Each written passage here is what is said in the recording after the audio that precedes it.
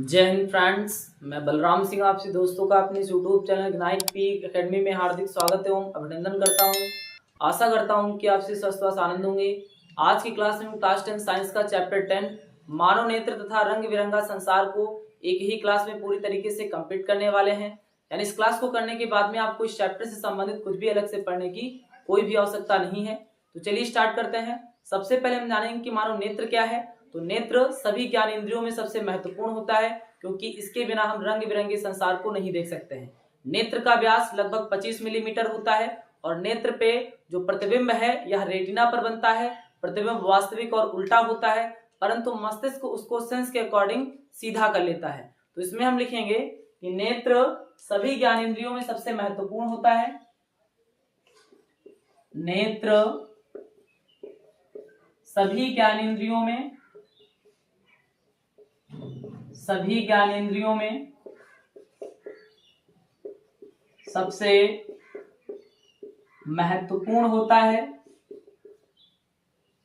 सबसे महत्वपूर्ण होता है। क्योंकि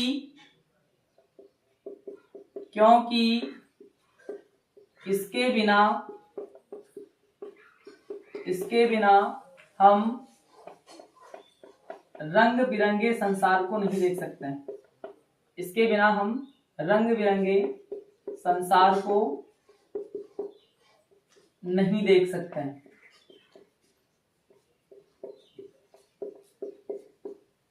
नेत्र सभी ज्ञान इंद्रियों में सबसे महत्वपूर्ण होता है। 5 ज्ञान इंद्रियां होती हैं, आंख, कान, नाक, त्वचा, जीभ, और इन पांचों ज्ञान इंद्रियों में नेत्र सबसे महत्वपूर्ण होता है, क्योंकि इसके बिना हम रंग बिरंगे संसार को नहीं देख सकते। यानी संसार में हम जितनी भी वस्तुओं को देखते हैं वो सब की सब हम नेत्रों के माध्यम से ही देखते हैं। फिर इसके बाद में हम देखेंगे कि नेत्र का व्यास 25 मिलीमीटर होता है।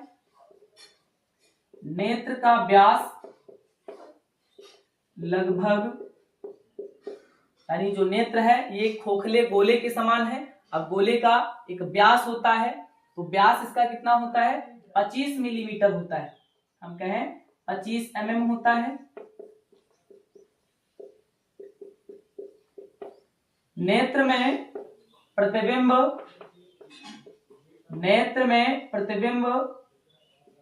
रेटिना पर बनता है।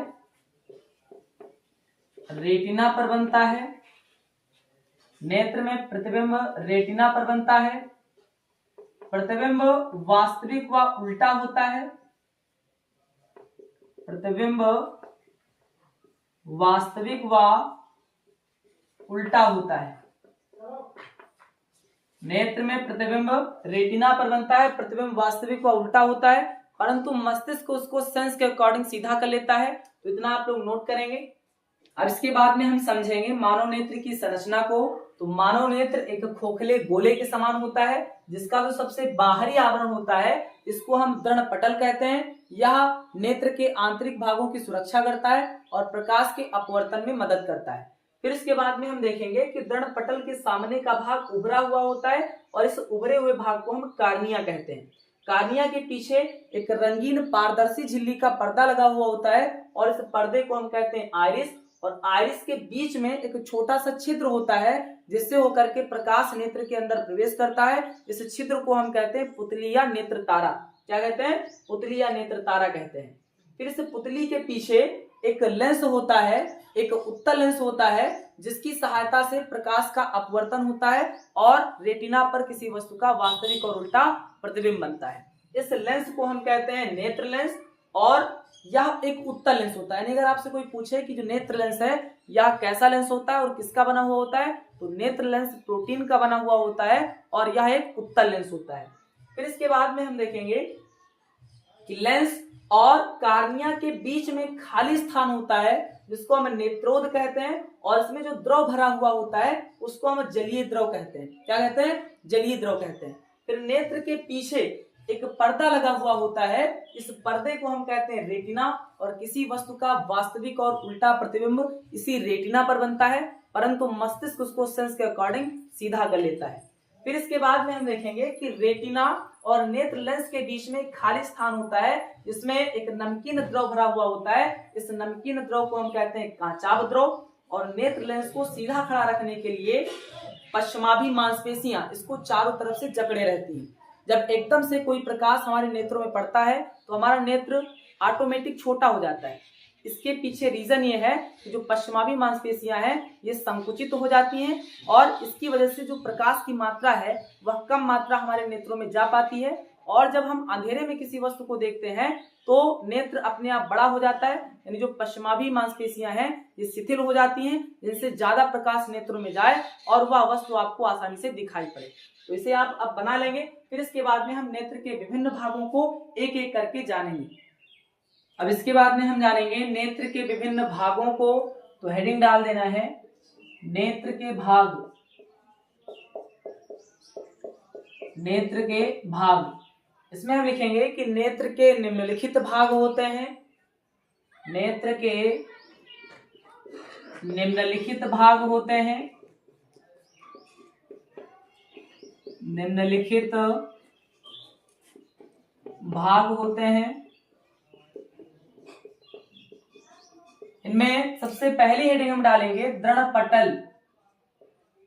दृढ़ पटल।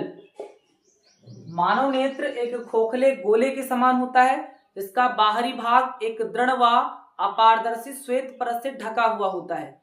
इस अपारदर्शी श्वेत परत को ही हम दृढ़ पटल कहते हैं। यह नेत्र के आंतरिक भागों की सुरक्षा करता है और प्रकाश के अपवर्तन में सहायता करता है। तो इसमें हम लिखेंगे कि नेत्र एक खोखले गोले के समान है। एक खोखले गोले के समान होती है।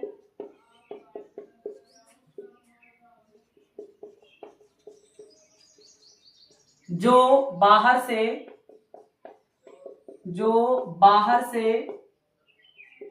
एक दृढ़ व अपारदर्शी श्वेत परत से ढकी रहती है। दृढ़ व अपारदर्शी श्वेत परत से ढकी हुई होती है। ढकी हुई होती है। इस परत को ही दृढ़ पटल कहते हैं। दृढ़ पटल कहते हैं। यह नेत्र के आंतरिक भागों की सुरक्षा करती है। यह नेत्र के आंतरिक भागों की सुरक्षा करती है। आंतरिक भागों की सुरक्षा करती है तथा प्रकाश के अपवर्तन में मदद करती है। प्रकाश के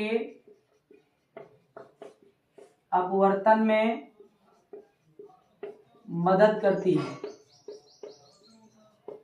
तो नेत्र के बहुत ही महत्वपूर्ण भाग होते हैं, जिनमें से सबसे पहला भाग होता है दृढ़ पटल।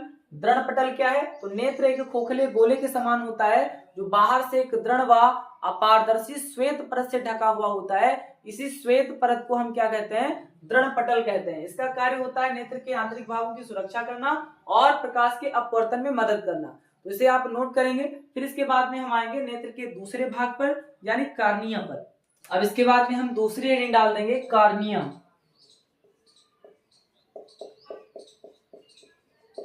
कार्निया। तो दृढ़ पटल के सामने का भाग उभरा हुआ तथा पारदर्शी होता है। इसी उभरे हुए भाग को हम कार्निया कहते हैं। प्रकाश इसी के माध्यम से नेत्र में प्रवेश करता है। तो इसमें हम लिखेंगे कि दृढ़ पटल के सामने का उभरा हुआ भाग, दृढ़ पटल के सामने का भाग उभरा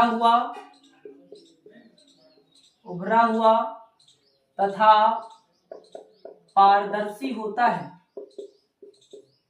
उभरा हुआ तथा पारदर्शी होता है।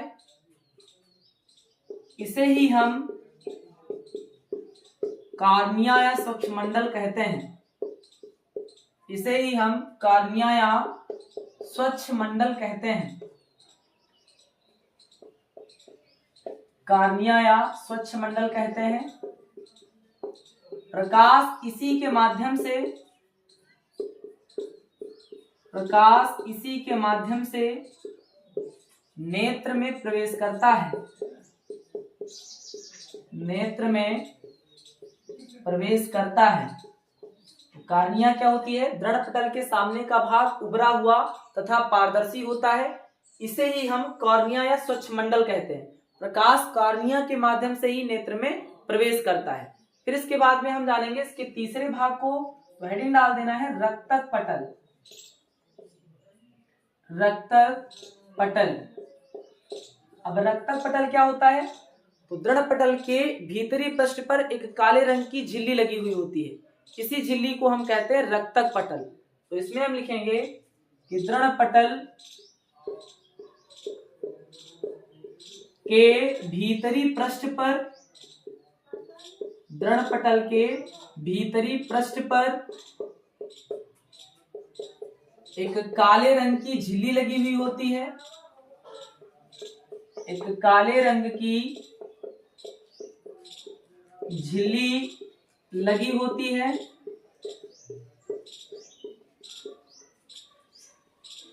इसे ही रक्तक पटल कहते हैं, इसे ही रक्तक पटल कहते हैं। रक्तक पटल क्या है? तो दृढ़ पटल के भीतरी पृष्ठ पर एक काले रंग की झिल्ली लगी होती है, इसे ही रक्तक पटल कहते हैं। और इसका कार्य होता है कि कार्निया पर जो आपतित प्रकाश है उसको अवशोषित करना। तो इसमें हम लिखेंगे कि इसका कार्य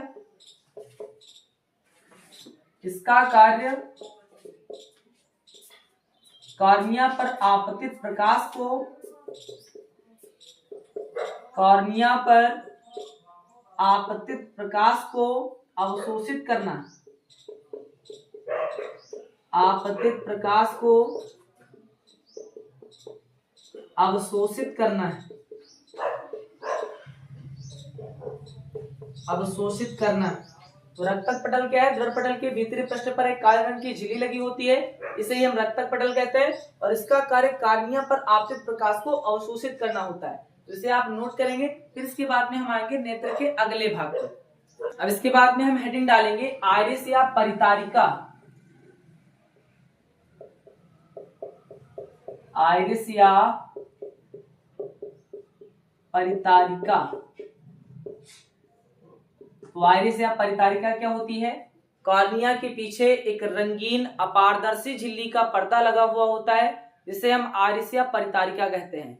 यह पुतली के आकार को नियंत्रित करती है, यानी जो पुतली है या अधिक प्रकाश पे अपने आप कम हो जाती है, सिकुड़ जाती है, और जब कम प्रकाश होता है तो अपने आप बड़ी हो जाती है। उसके आकार को नियंत्रित करती है आइरिस या परितारिका। तो इसमें हम लिखेंगे कि कॉर्निया के पीछे, कॉर्निया के पीछे एक रंगीन अपारदर्शी,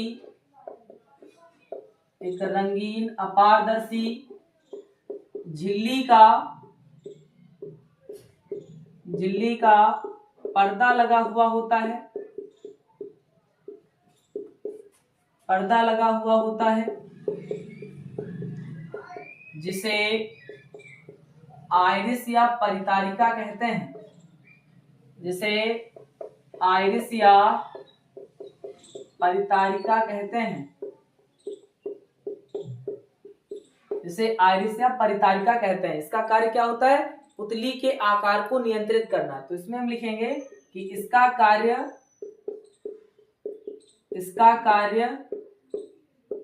पुतली के आकार को नियंत्रित करना है। इसका कार्य पुतली के आकार को नियंत्रित करना है। फिर इसके बाद में हम अगली हेडिंग डालेंगे पुतली या नेत्र तारा। पुतली या नेत्र तारा। अब आइरिस के बीच में एक छोटा सा छिद्र होता है, जिसके माध्यम से प्रकाश नेत्र में प्रवेश करता है। इसी छिद्र को हम कहते हैं पुतली या नेत्र तारा। तो इसमें हम लिखेंगे कि आइरिस के बीच में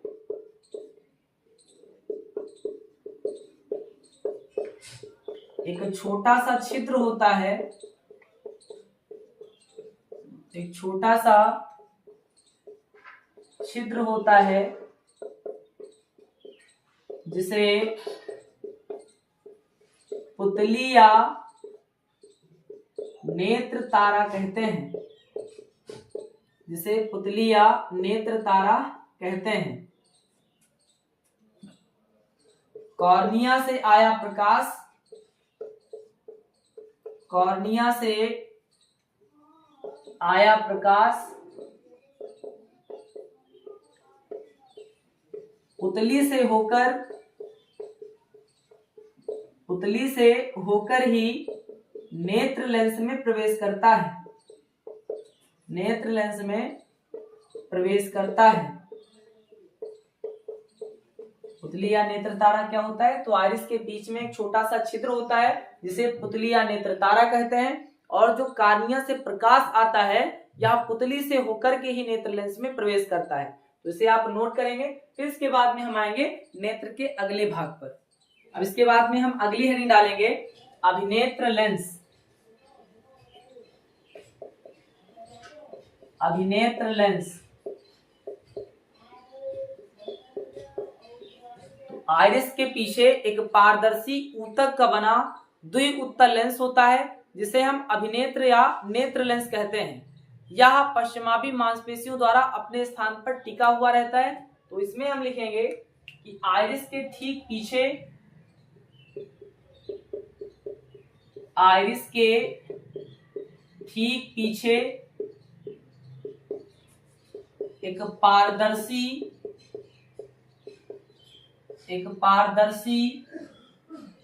ऊतक का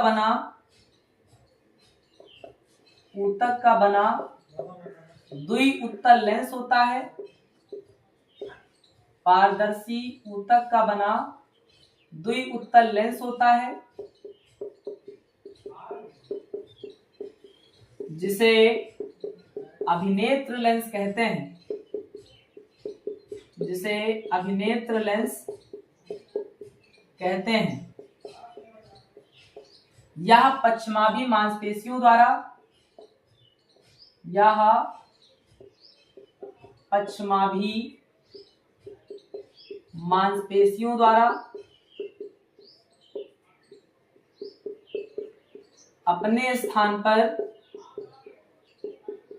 अपने स्थान पर टिका हुआ होता है,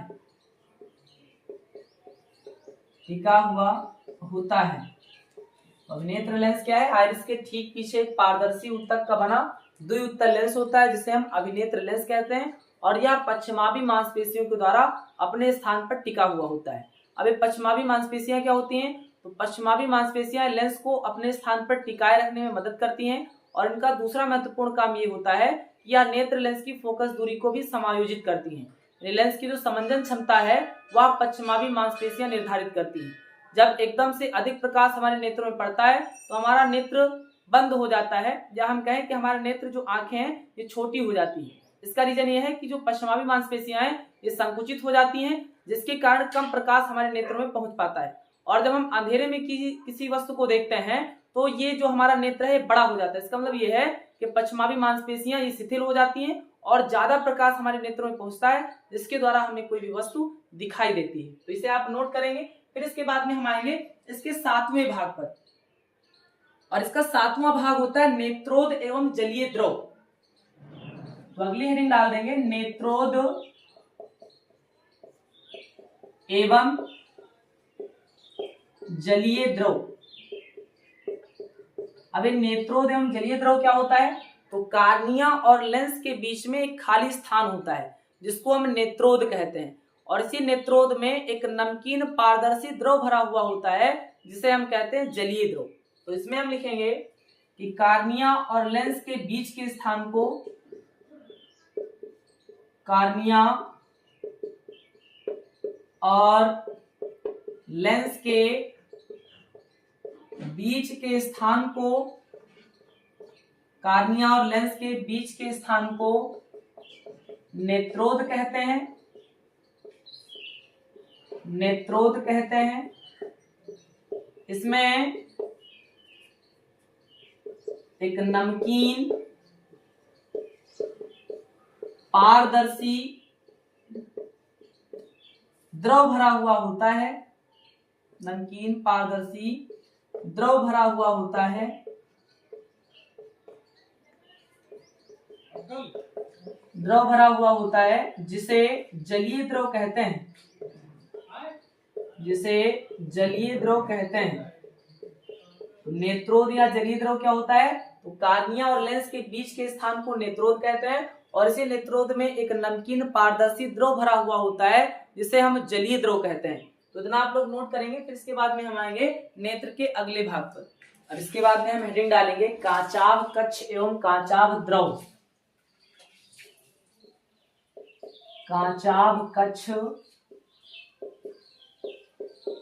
एवं कांचाभ द्रव। अभी कांचाभ कच्छ एवं कांचाभ द्रव क्या है? तो नेत्र लेंस और रेटिना के बीच के स्थान को हम कहते हैं कांचाभ कच्छ और इसमें एक पारदर्शी गाढ़ा द्रव भरा हुआ होता है जिसे हम कांचाभ द्रव कहते हैं। तो इसमें हम लिखेंगे कि नेत्र लेंस और रेटिना के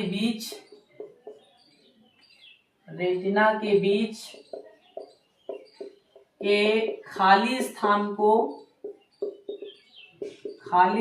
को कांचाभ कच्छ कहते हैं, कांचाभ कच्छ कहते हैं।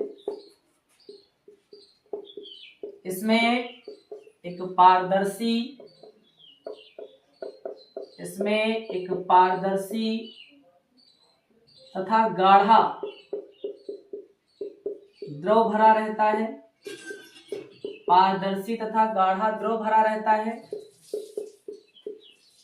जिसे कांचाभ द्रव कहते हैं,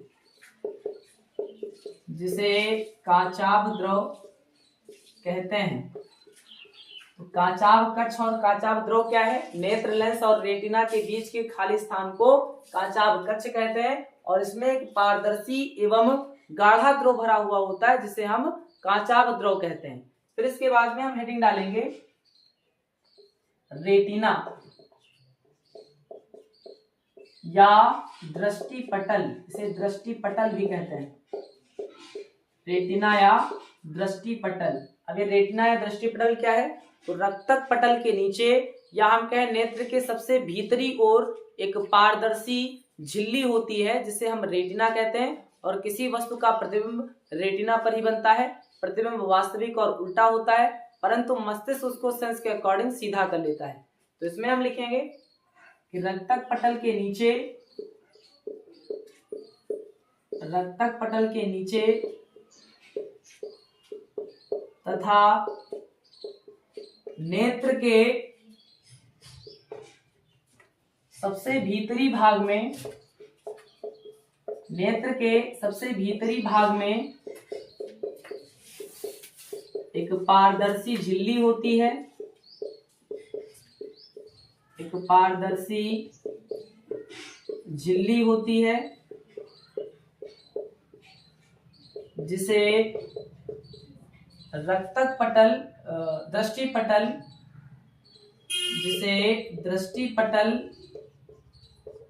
या रेटिना कहते हैं, दृष्टिपटल या रेटिना कहते हैं। इसी वस्तु का प्रतिबिंब रेटिना पर बनता है, किसी वस्तु का हम लिखें वास्तविक तथा उल्टा प्रतिबिंब, वास्तविक तथा उल्टा प्रतिबिंब रेटिना पर बनता है, रेटिना पर बनता है। मस्तिष्क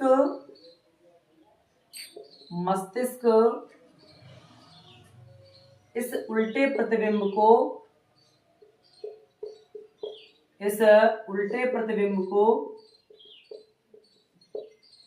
सीधा कर देता है, सीधा कर लेता है। रेटिना में दृष्टि तंत्रिकाओं का जाल होता है। रेटिना में दृष्टि तंत्रिकाओं का जाल फैला होता है। जाल फैला होता है जो प्रतिबिंब की सूचना, यानी प्रतिबिंब का आकार कैसा है, रंग कैसा है, उसका स्वरूप कैसा है, ये मस्तिष्क को पहुंचाती है। जो प्रतिबिंब की सूचना मस्तिष्क को देती है, जो प्रतिबिंब की सूचना मस्तिष्क को देती है, मस्तिष्क को देती है। तो रेटिना या दृष्टि पटल क्या है? रक्तक पटल के नीचे तथा नेत्र के सबसे भीतरी भाग में एक पारदर्शी झिल्ली होती है जिसे दृष्टि पटल या रेटिना कहते हैं। और किसी वस्तु का वास्तविक और उल्टा प्रतिबिंब इसी रेटिना पर बनता है, परंतु मस्तिष्क उसको सेंस के अकॉर्डिंग सीधा कर लेता है। तो रेटिना में दृष्टि तंत्रिकाओं का जाल होता है और ये दृष्टि तंत्रिकाएं किसी भी प्रतिबिंब के आकार, रूप, रंग की सूचना मस्तिष्क तक पहुंचाती हैं। तो इसे आप नोट करेंगे। अब इसके बाद में हम जानेंगे समंजन क्षमता को। तो हेडिंग डाल देना है समंजन क्षमता। समंजन क्षमता। समंजन क्षमता क्या होती है? नेत्र लेंस द्वारा किसी वस्तु के स्पष्ट प्रतिबिंब को बनाने के लिए अपनी फोकस दूरी को बढ़ाने अथवा घटाने की जो क्षमता होती है उसी को हम कहते हैं समंजन क्षमता। तो इसकी डेफिनेशन में हम लिखेंगे कि नेत्र लेंस द्वारा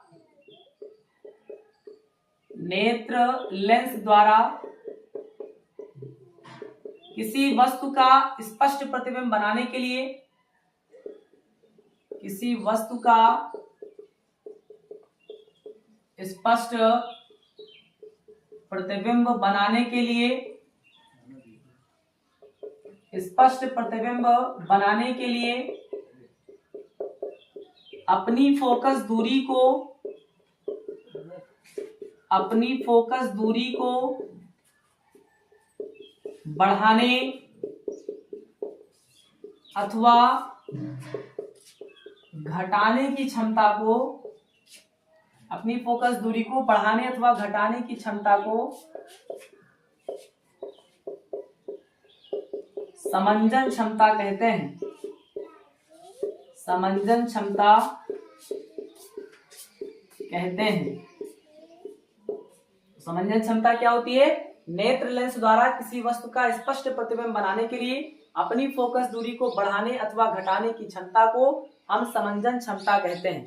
अब जब यह समंजन क्षमता नेत्र की नष्ट हो जाती है तो वस्तुएं स्पष्ट रूप से दिखाई नहीं देती है, इसी को हम कहते हैं दृष्टि दोष। तो अगली हेडिंग डालना है दृष्टि दोष। दृष्टि दोष इसमें हम लिखेंगे कि जब आंखों की समंजन क्षमता क्षीण हो जाती है या हम कहें नष्ट हो जाती है तो वस्तुएं स्पष्ट रूप से दिखाई नहीं देती है और इसी को हम कहते हैं नेत्र का दृष्टि दोष। जब आंखों की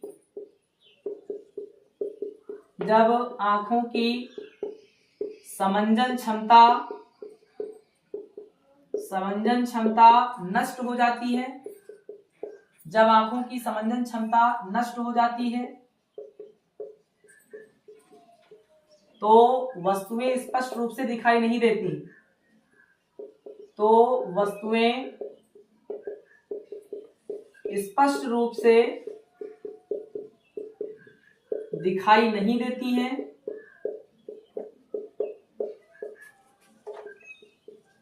इसी को नेत्र का दृष्टि दोष कहते हैं। इसी को नेत्र का दृष्टि दोष कहते हैं। दृष्टि दोष क्या होता है? तो जब आंखों की समंजन क्षमता क्षीण हो जाती है या हम कहें नष्ट हो जाती है तो वस्तुएं हमें स्पष्ट रूप से दिखाई नहीं देती हैं, इसी को हम कहते हैं नेत्र का दृष्टि दोष। और दृष्टि दोष निम्नलिखित प्रकार से होते हैं। तो इसके आगे हम लिखेंगे कि दृष्टि दोष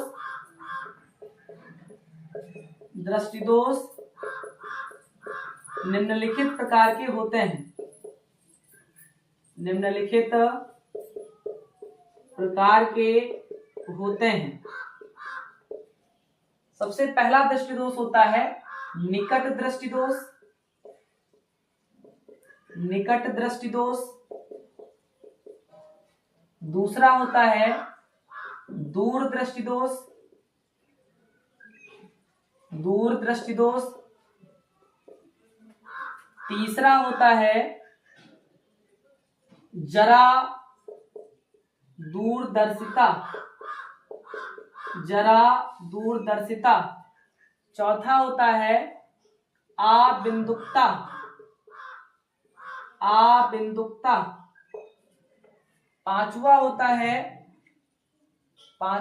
है वर्णांधता, वर्णांधता। और छठा होता है मोतियाबिंद, छठा होता है मोतियाबिंद।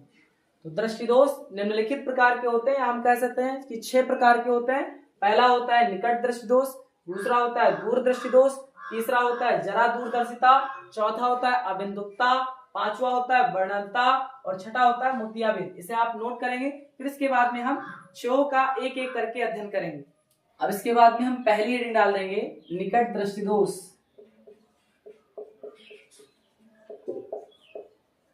निकट दृष्टि दोष, निकट दृष्टि दोष आंख का वह दृष्टि दोष है जिसमें हमें निकट की वस्तुएं तो दिखाई देती हैं परंतु दूर की वस्तुएं दिखाई नहीं देती हैं। इस दोष को दूर करने के लिए हम अपने चश्मे में उचित फोकस दूरी के अवतल लेंस का उपयोग कर सकते हैं। तो इसमें हम लिखेंगे कि निकट दृष्टि दोष वह दृष्टि दोष है, निकट दृष्टि दोष वह दृष्टि दोष है, वह दृष्टि दोष है जिसमें हमें निकट की वस्तुएं तो दिखाई देती हैं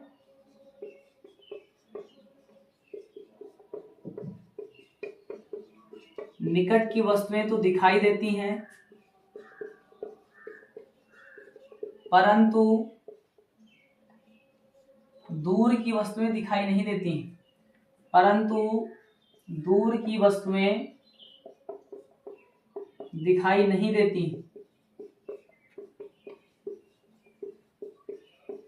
दिखाई नहीं देती। यानी निकट दृष्टि दोष क्या है? निकट दृष्टि दोष वह दृष्टि दोष है जिसमें हमें निकट की वस्तुएं तो दिखाई देती हैं परंतु दूर की वस्तुएं दिखाई नहीं देती हैं। फिर इसके बाद में हम डालेंगे इस दोष के निवारण को, तो हेडिंग डाल देना है निवारण। इस दोष का निवारण होता है कि इसको दूर करने के लिए हम अपनी चश्मे में उचित फोकस दूरी के अवतल लेंस का उपयोग कर सकते हैं। तो इसमें हम लिखेंगे कि इस दोष का निवारण करने के लिए, इस दोष का निवारण करने के लिए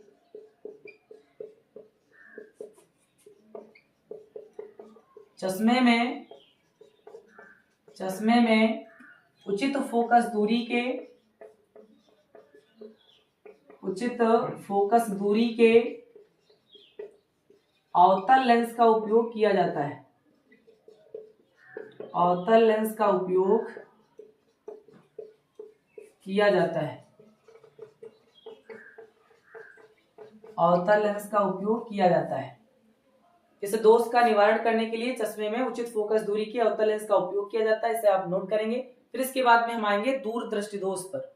अब इसके बाद में दूसरी हेडिंग डाल देंगे दूर दृष्टि दोष।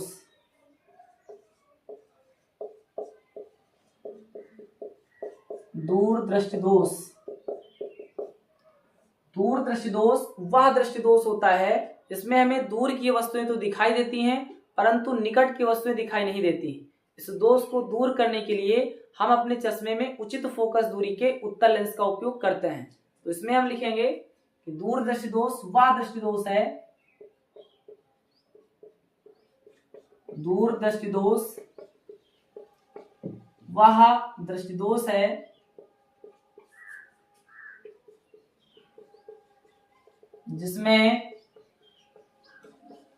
जिसमें हमें दूर की वस्तुएं तो दिखाई देती हैं, दूर की वस्तुएं तो दिखाई देती हैं परंतु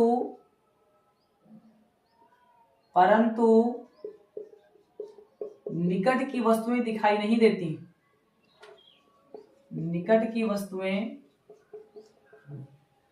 दिखाई नहीं देती।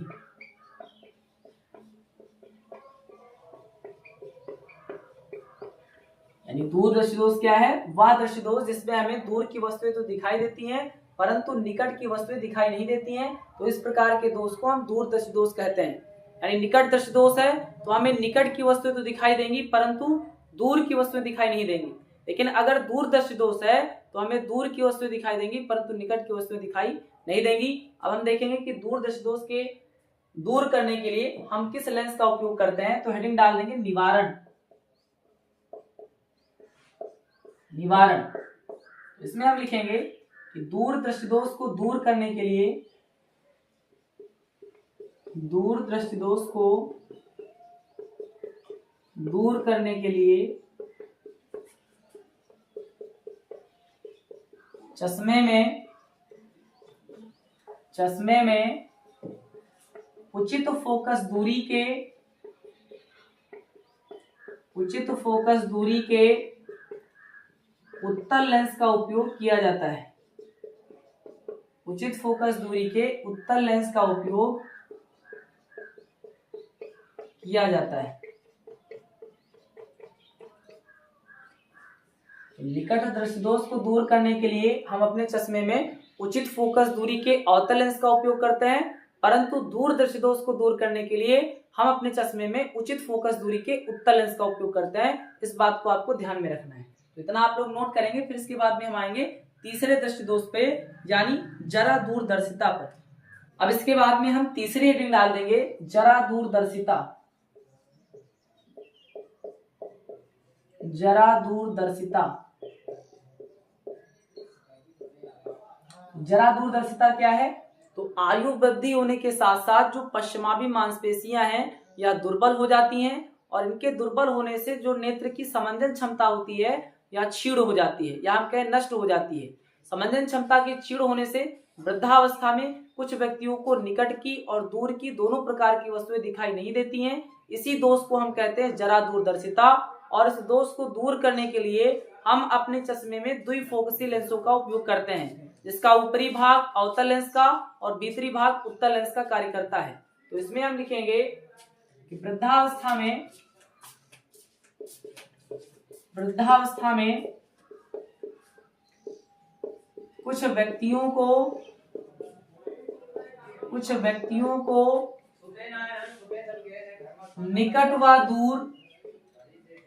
निकट व दूर दोनों प्रकार की वस्तुएं दिखाई नहीं देती। निकट व दूर दोनों प्रकार की वस्तुएं दिखाई नहीं देती हैं।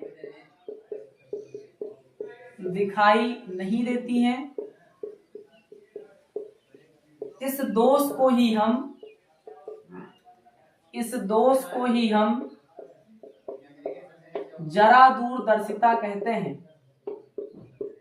जरा दूरदर्शिता कहते हैं। फिर इसके बाद में हम जानेंगे निवारण को। तो हेडिंग डाल देना है निवारण। इस दोष को दूर करने के लिए हम अपने चश्मे में द्विफोकसी लेंसों का उपयोग करते हैं, जिसका बाहरी भाग अवतल लेंस का कार्य करता है और जो भीतरी भाग होता है या उत्तल लेंस का कार्य करता है।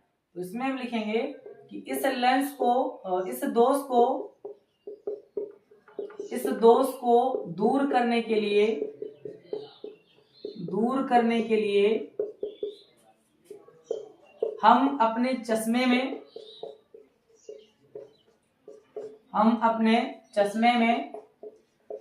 द्विफोकसी लेंसों का उपयोग करते हैं।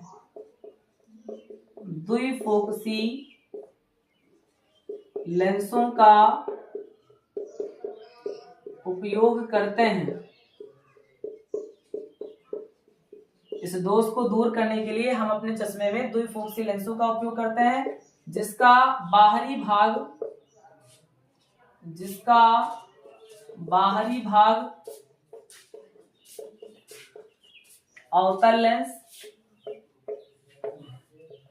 अवतल लेंस तथा भीतरी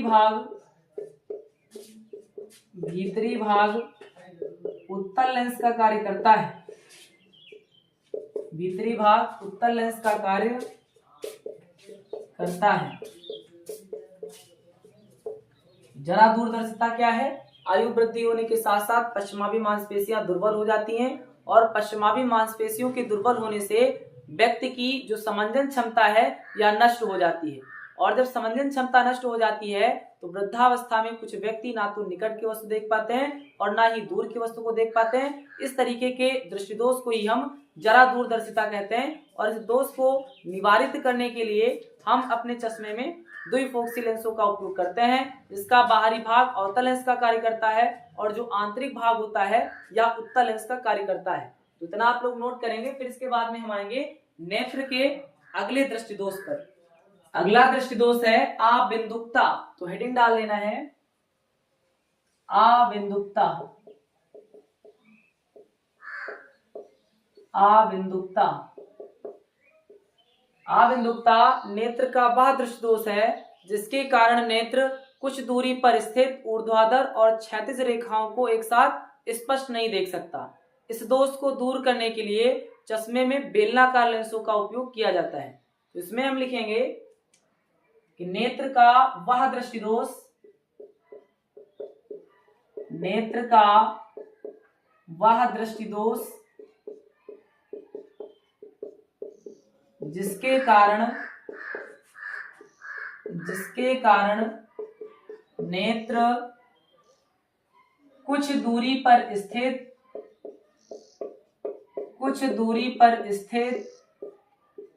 क्षैतिज तथा ऊर्ध्वाधर रेखाओं को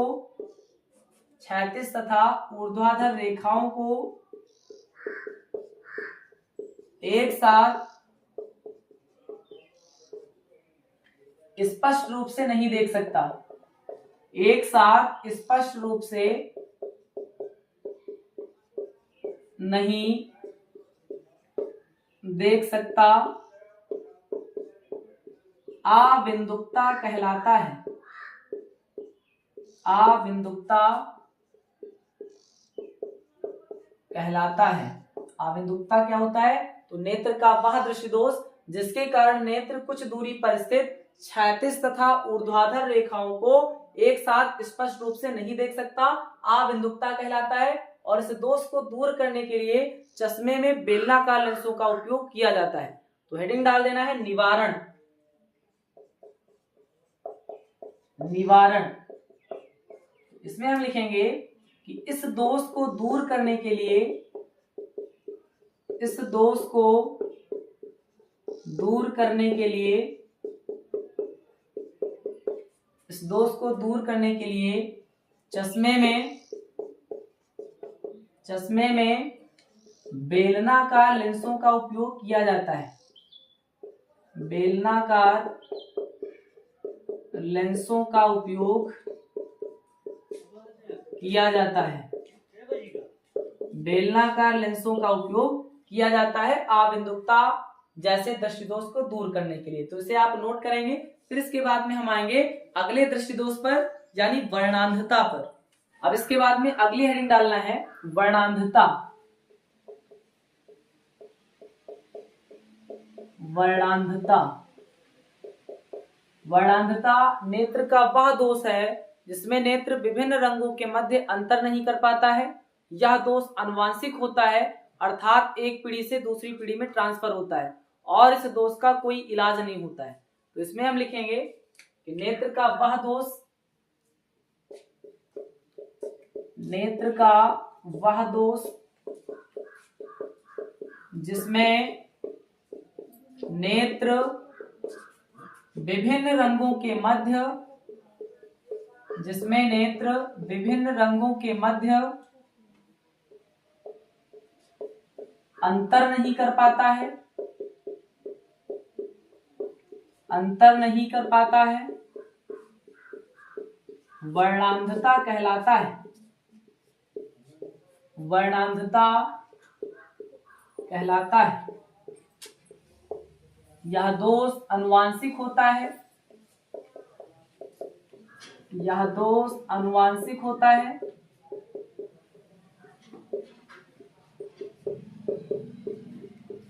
और इसका कोई इलाज नहीं होता है,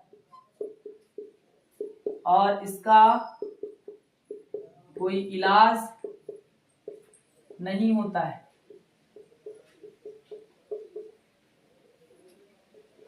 वर्णांधता क्या है? नेत्र का वह दोष जिसमें नेत्र विभिन्न रंगों के मध्य, विभिन्न कलर के मध्य डिफरेंस नहीं कर पाता है, और यह जो रोग है यह आनुवांशिक है, एक पीढ़ी से दूसरी पीढ़ी में ट्रांसफर होता है और इस रोग का कोई इलाज नहीं है। इस बात को आपको ध्यान में रखना है। फिर इसके बाद में हम आएंगे नेत्र के अगले दोष पर, यानी इसका छठवां दोष होता है मोतियाबिंद।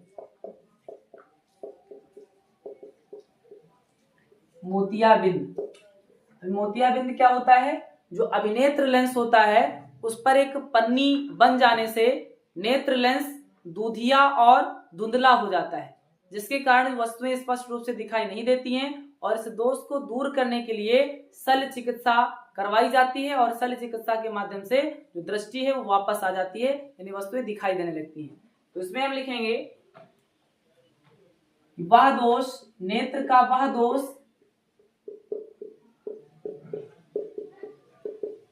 जिसमें अभिनेत्र लेंस पर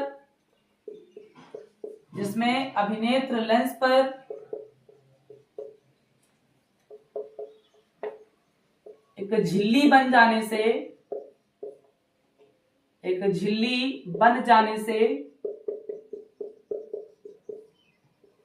नेत्र लेंस धुंधला व दूधिया हो जाता है, जिसके कारण वस्तुएं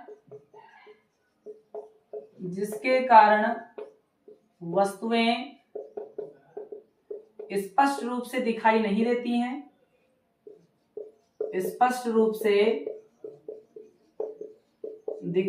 देती हैं,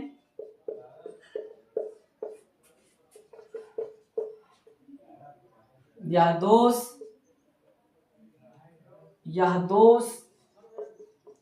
मोतियाबिंद कहलाता है।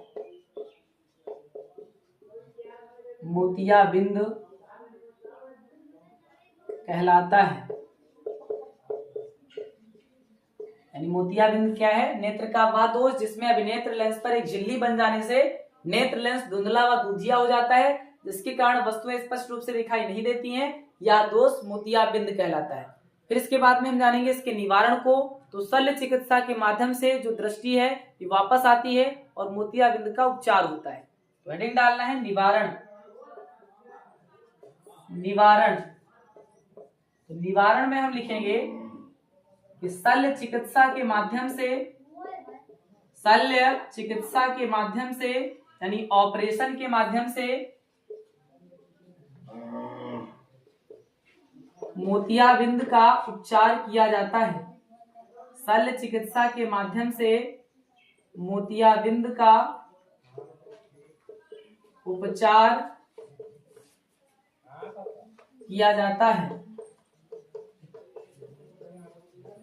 शल्य चिकित्सा के माध्यम से मोतियाबिंद का उपचार किया जाता है, इसे आप नोट करेंगे। फिर इसके बाद में हम आएंगे प्रिज्म पर। अब इसके बाद में हम अगली हेडिंग डाल देंगे प्रिज्म।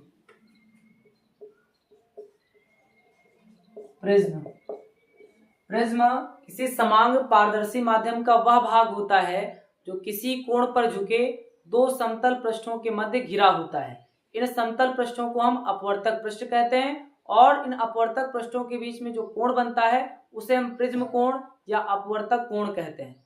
तो इसमें हम लिखेंगे किसी समांग पारदर्शी माध्यम का वह भाग, किसी समांग पारदर्शी माध्यम का वह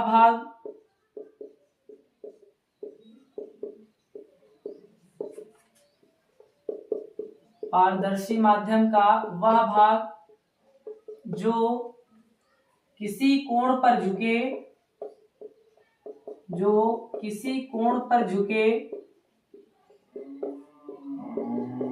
दो समतल पृष्ठों से घिरा होता है, दो समतल पृष्ठों से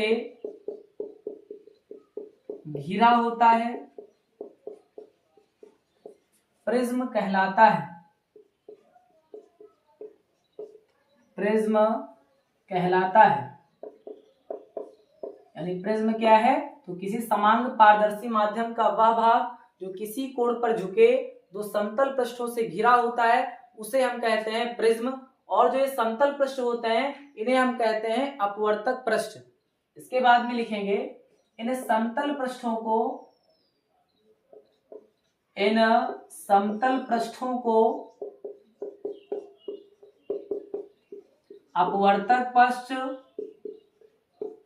इन समतल पृष्ठों को अपवर्तक पृष्ठ तथा इनके बीच बनने वाले कोण को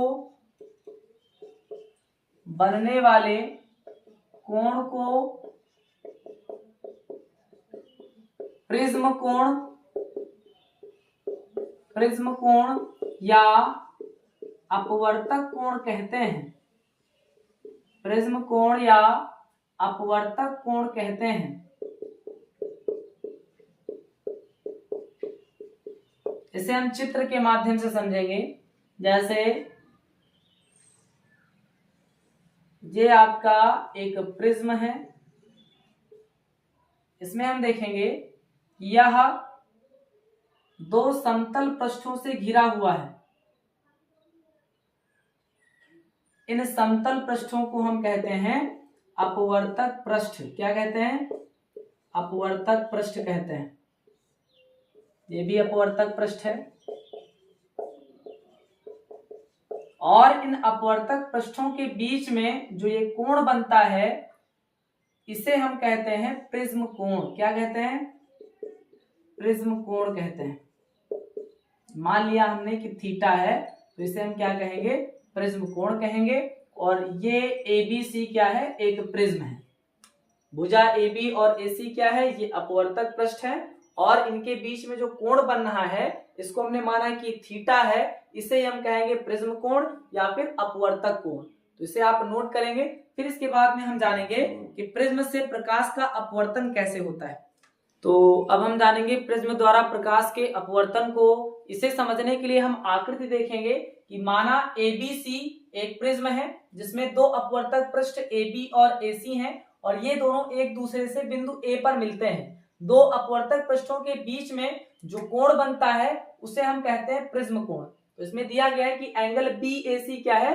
प्रिज्म कोण है। एंगल BAC एक प्रिज्म कोण है। फिर कहा गया कि माना किरण PQ, एक किरण PQ है जो अपवर्तक पृष्ठ AB के बिंदु Q पर आपतित होती है और फिर अपवर्तन के पश्चात QR दिशा में चली जाती है।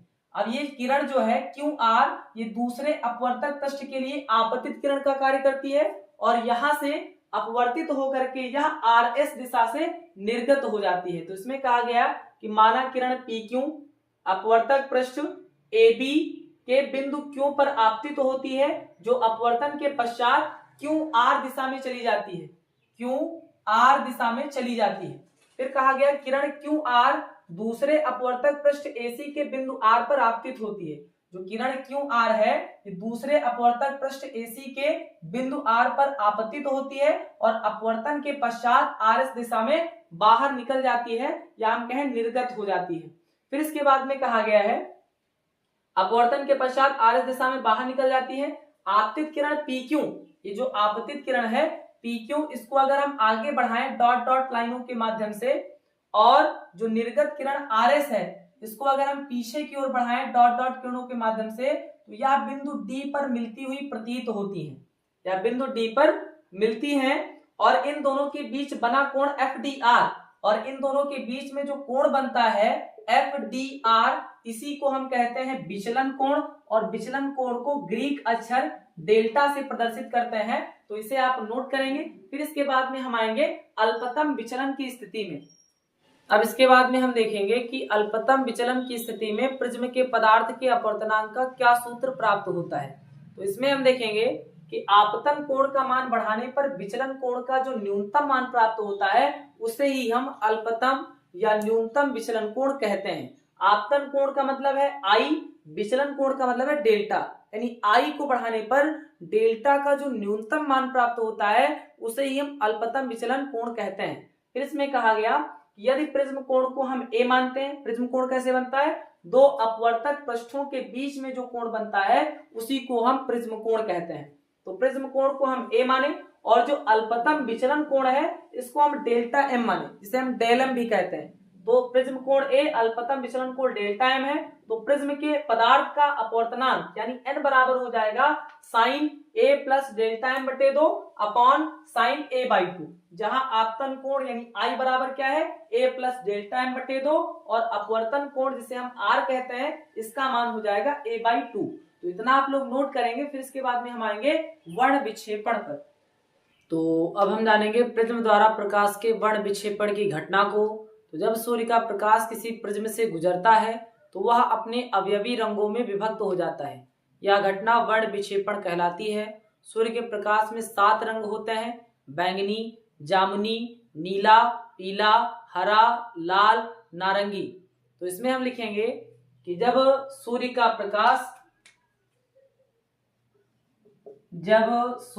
प्रकाश किसी प्रिज्म से गुजरता है,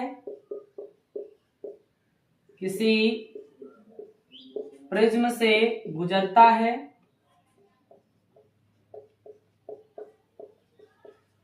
तो वह अपने अवयवी रंगों में विभक्त हो जाता है। तो वह अपने अवयवी रंगों में विभक्त हो जाता है।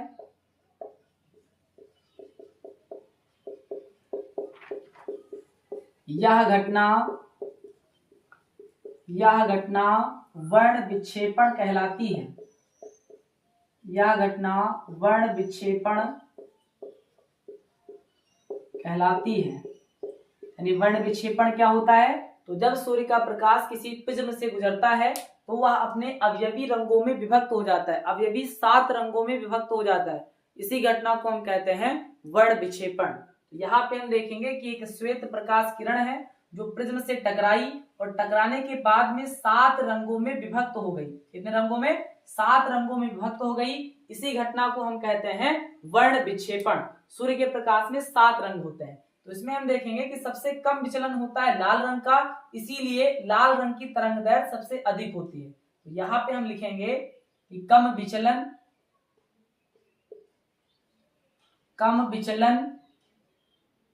और कम विचलन होने का मतलब ये है कि तरंगदैर्घ्य अधिक होगी, तरंगदैर्घ्य अधिक, कम विचलन तरंगदैर्घ्य अधिक। और जो बैंगनी रंग है इसका विचलन सबसे ज्यादा होता है, तो ज्यादा विचलन तो तरंगदैर्घ्य क्या होगी, कम होगी। तो यहां पे हम लिखेंगे कि ज्यादा विचलन तो तरंगदैर्घ्य क्या हो जाएगी, कम हो जाएगी, तरंगदैर्घ्य कम। और इन दोनों ही रंगों के बीच की जो स्थिति होती है, जैसे नारंगी रंग है तो जो विचलन है ये लाल रंग से इसका ज्यादा होता है, फिर इससे ज्यादा पीला का, फिर पीले से ज्यादा हरा का, फिर हरे से ज्यादा नीले का, फिर नीले से ज्यादा जामुनी का, फिर सबसे ज्यादा होता है बैंगनी रंग का। फिर अगर हम तरंगदैर्घ्य की बात करें तो सबसे अधिक होती है लाल रंग की तरंगदैर्घ्य, इससे कम हो जाएगी नारंगी की, इससे कम हो जाएगी पीले की, इससे कम हो जाएगी हरे की, इससे कम हो जाएगी नीले की, और इससे कम हो जाएगी जामुनी की, और सबसे कम हो जाएगी बैंगनी की। यानी जिस भी रंग की तरंगदैर्घ्य अधिक होगी तो उसका विचलन कम होगा, और जिसका विचलन कम होगा उसकी तरंगदैर्घ्य क्या होगी, अधिक होगी। इसी तरीके से जिसका विचलन ज्यादा होगा उसकी तरंगदैर्घ्य कम होगी, और अगर तरंगदैर्घ्य ज्यादा है तो विचलन कम होगा। इस तरीके से आपको याद रखना है। तो इसमें हम लिखेंगे कि सूर्य के प्रकाश में 7 रंग होते हैं। सूर्य के प्रकाश में 7 रंग होते हैं। कौन कौन से, पहला बैंगनी, जामुनी, इसको हम ब्लैक से लिख दें, तो पहला हो जाएगा बैंगनी,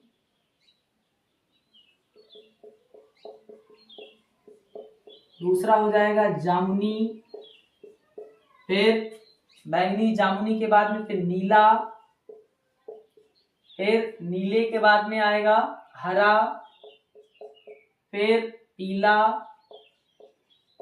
फिर नारंगी और फिर उसके बाद में लाल। सूर्य के प्रकाश में 7 रंग होते हैं, कौन कौन? बैंगनी, जामुनी, नीला, हरा, पीला, नारंगी, लाल, जिसे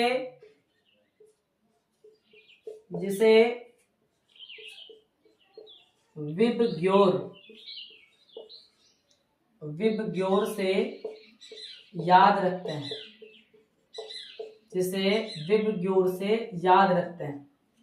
वी फॉर ये हो जाएगा वायलेट, वायलेट मतलब बैंगनी। आई फॉर ये हो जाएगा इंडिगो, इंडिगो मतलब जामुनी। B for blue, blue means नीला। G for green, green means हरा।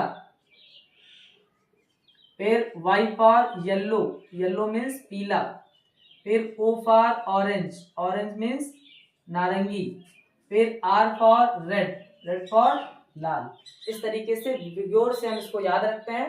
बी फॉर इंडिगो, इंडिगो मतलब बैंगनी, जामुनी, फिर नीला, हरा, पीला, नारंगी, लाल। ये सूर्य के प्रकाश में 7 तरीके के रंग होते हैं। अगर हम वर्ण विक्षेपण की घटना को देखें तो इंद्रधनुष वर्ण विक्षेपण की घटना का सबसे अच्छा उदाहरण होता है।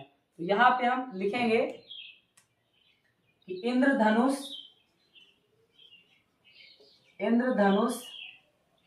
प्रकाश के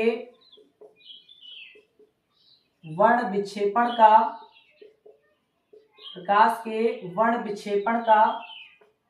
अच्छा उदाहरण है,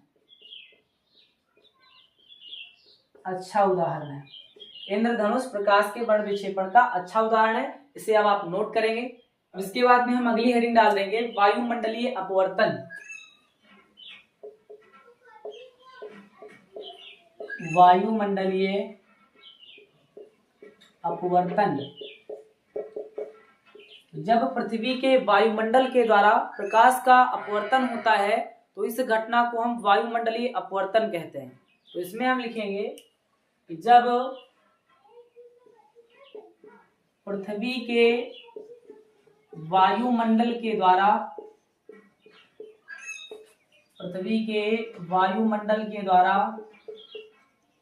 प्रकाश का अपवर्तन होता है,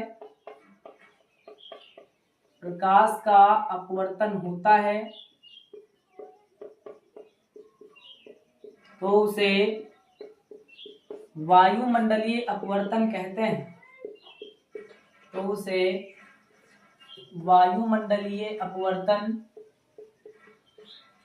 कहते हैं। जैसे इसका एग्जाम्पल हो जाएगा तारों का टिमटिमाना। जैसे तारों का टिमटिमाना ये वायुमंडलीय अपवर्तन की घटना पर आधारित होता है। फिर इसके बाद में हम जानेंगे प्रकाश के प्रकीर्णन को। तो हेडिंग डाल देना है प्रकाश का प्रकीर्णन।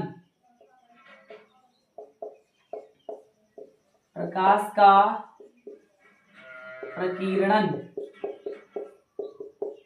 जब सूर्य का प्रकाश वायुमंडल में वायु, धूल के कणों तथा अन्य सूक्ष्म कणों के साथ टकराता है तो वह चारों दिशाओं में फैल जाता है। इसी घटना को हम कहते हैं प्रकाश का प्रकीर्णन। प्रकीर्णन का मतलब होता है फैलना। तो इसमें हम लिखेंगे कि जब सूर्य का प्रकाश वायुमंडल में वायु, धूल के कण, धुआं तथा अन्य सूक्ष्म कणों के साथ टकराता है,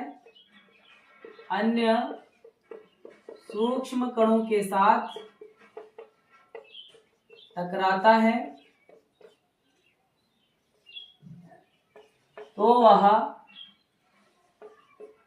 चारों दिशाओं में फैल जाता है। चारों दिशाओं में फैल जाता है। तो वह चारों दिशाओं में फैल जाता है। यह घटना प्रकाश का प्रकीर्णन कहलाती है। प्रकाश का प्रकीर्णन कहलाती है। जैसे इसका एग्जाम्पल हो जाएगा, आकाश का नीला रंग तथा सूर्योदय व सूर्यास्त के समय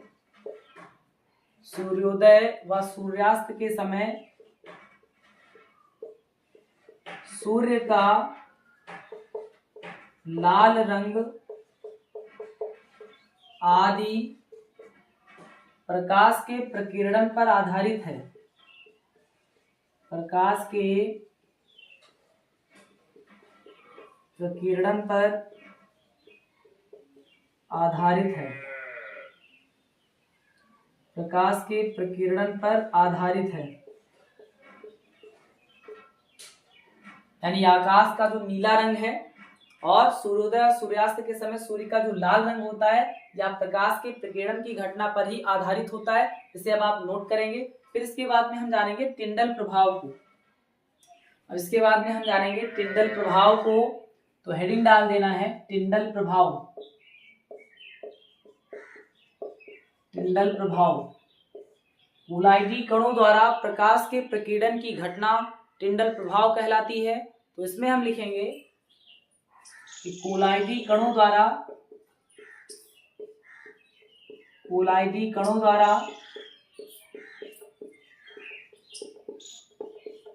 प्रकाश के प्रकीर्णन की घटना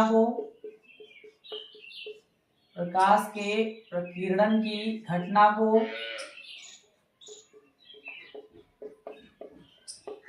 टिंडल प्रभाव कहते हैं। टिंडल प्रभाव कहते हैं। इसका एग्जाम्पल हो जाएगा कि जैसे किसी धूल भरे कमरे में खिड़की के माध्यम से सूर्य का प्रकाश प्रवेश कर रहा है, तो सूर्य का जो प्रकाश है उसका पथ दिखाई पड़ता है। यानी राउंड करके जो छोटे छोटे कण हैं वो ऐसा लगता है कि ये सूर्य के प्रकाश के साथ में नीचे गिर रहे हैं। यही टिंडल प्रभाव का एग्जाम्पल होता है। तो इसमें हम लिखेंगे कि जैसे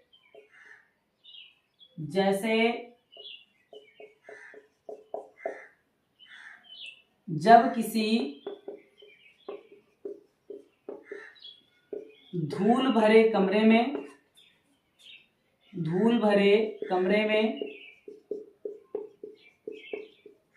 खिड़की से सूर्य का प्रकाश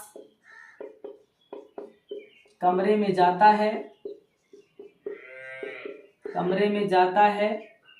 तो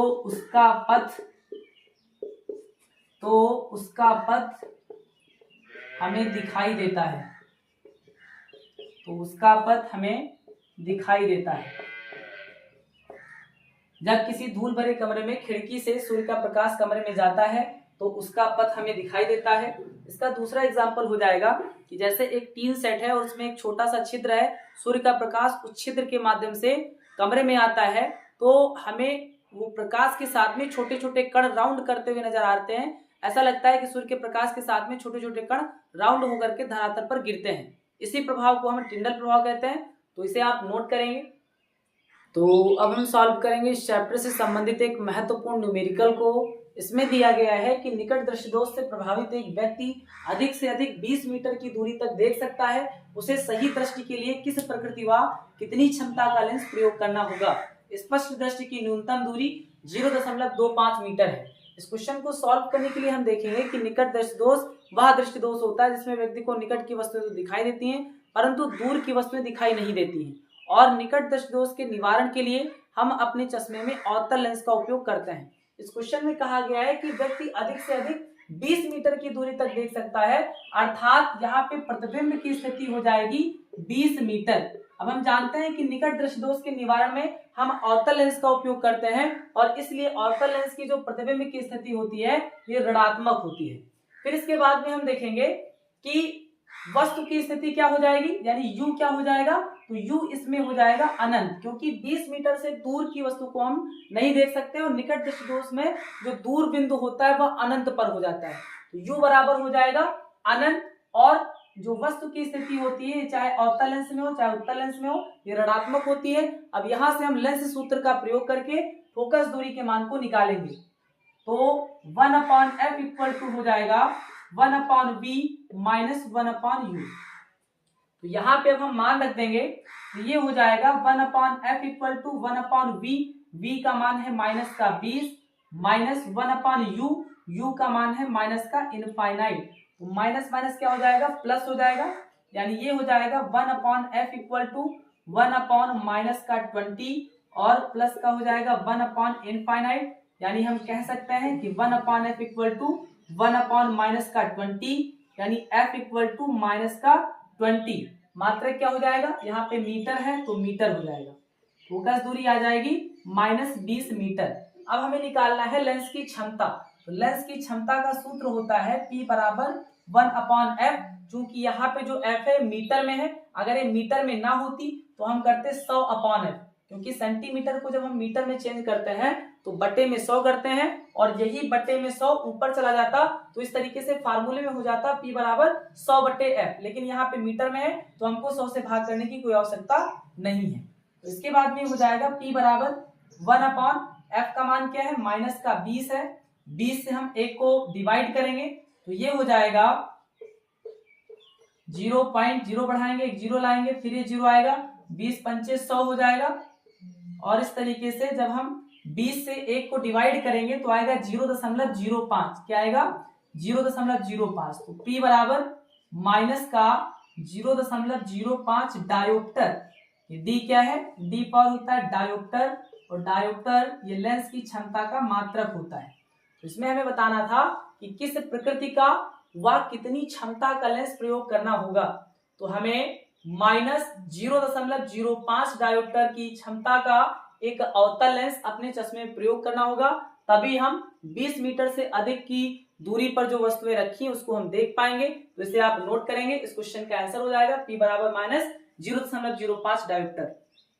अब इसके बाद में हम सॉल्व करेंगे एक दूसरे महत्वपूर्ण न्यूमेरिकल को। इसमें दिया गया है कि एक मनुष्य चश्मा पहनकर 25 सेंटीमीटर की दूरी पर रखी पुस्तक को पढ़ सकता है। चश्मे में प्रयुक्त लेंस की क्षमता -2 डायोप्टर है। बिना चश्मे के मनुष्य किस दूरी पर रखी पुस्तक को पढ़ सकता है। इस क्वेश्चन को सॉल्व करने के लिए हम देखेंगे कि मनुष्य चश्मा पहनकर 25 सेंटीमीटर की दूरी पर रखी पुस्तक पढ़ सकता है, अर्थात यहाँ पे वस्तु की दूरी हो जाएगी 25 सेंटीमीटर। कितनी हो जाएगी, 25 सेंटीमीटर हो जाएगी। अब वस्तु की दूरी चाहे अवतल लेंस की हो चाहे उत्तल लेंस की हो, ये ऋणात्मक ही होती है, तो u बराबर हो जाएगा -25 सेंटीमीटर। फिर इसके बाद में हम देखेंगे कि लेंस की क्षमता अर्थात P बराबर दिया गया है -2 डायोप्टर। अब लेंस की क्षमता से हम लेंस की फोकस दूरी को निकाल सकते हैं। फार्मूला होता है P बराबर 100/f। P बराबर 100/f। तो यहां से हमको f निकालना है, तो f बराबर हो जाएगा 100/p। f बराबर हो जाएगा 100/p। तो यहां से हम p का मान रख देंगे, तो f बराबर हो जाएगा 100/p। p का मान है -2 डायोप्टर। 2 से हम 100 को काटेंगे तो आएगा 50, यानी f बराबर आ जाएगा -50 सेंटीमीटर। अब यहाँ पे हम देखेंगे कि फोकस दूरी ऋणात्मक है, अर्थात यह लेंस कैसा होगा, तो लेंस अवतल होगा। तो हम लिखेंगे अतः लेंस अवतल लेंस होगा। कैसा होगा, अवतल लेंस होगा। फिर इसके बाद में हमें f पता चल गया, u पता चल गया, तो हम प्रतिबिंब की दूरी को अर्थात v के मान को निकाल सकते हैं। तो लेंस के सूत्र का फार्मूला लगाएंगे, या हम कहें लेंस सूत्र का हम प्रयोग करेंगे। लेंस सूत्र से 1/f equal to 1/v minus 1/u। अब यहाँ पे हम वैल्यू रख देंगे, तो 1/f, f का मान है -50 बराबर 1/v माइनस 1/u। u का मान है -25। ये माइनस माइनस क्या हो जाएगा, प्लस हो जाएगा। 1/-50 बराबर 1/v प्लस 1/25। 1/25 को हम इधर ले आएंगे तो ये हो जाएगा 1/-50 माइनस 1/25 और बराबर हो जाएगा 1/b। 50 और 25 का एलसीएम लेंगे तो आएगा 50।